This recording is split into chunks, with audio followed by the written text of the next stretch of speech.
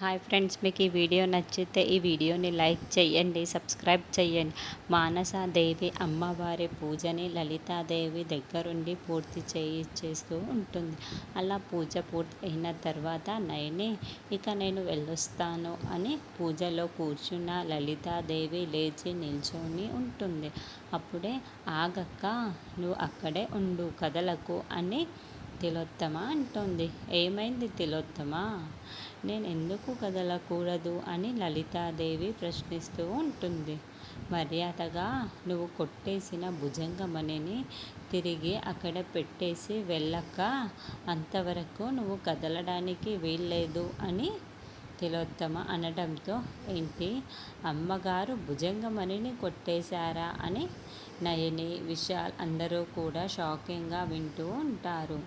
నీకే అక్క చెబుతున్నది, ఈ నీ చేతిలో ఉన్న భుజంగమణిని మర్యాదగా అక్కడ పెడతావా లేదా అని తిలోత్తమ నిలదీస్తూ ఉంటుంది. పెట్టకపోతే అని లలితాదేవి అంటుంది. పెట్టకపోతే ఇక్కడే నేను నీ ప్రాణాలు తీసేస్తాను అని తిలోత్తమ రివాల్వర్ని తీసి బయటికి లలితాదేవికి గురిపెట్టి ఉంటుంది.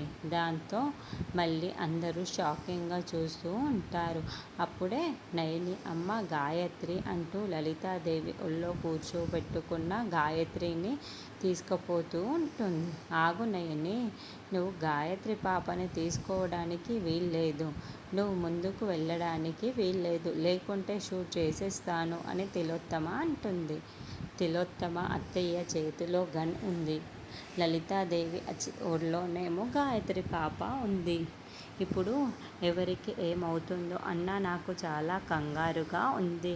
ఇదంతా చూస్తుంటే నాకు చాలా భయం వేస్తుంది అని హాసిని టెన్షన్ పడుతూ మాట్లాడుతూ ఉంటుంది.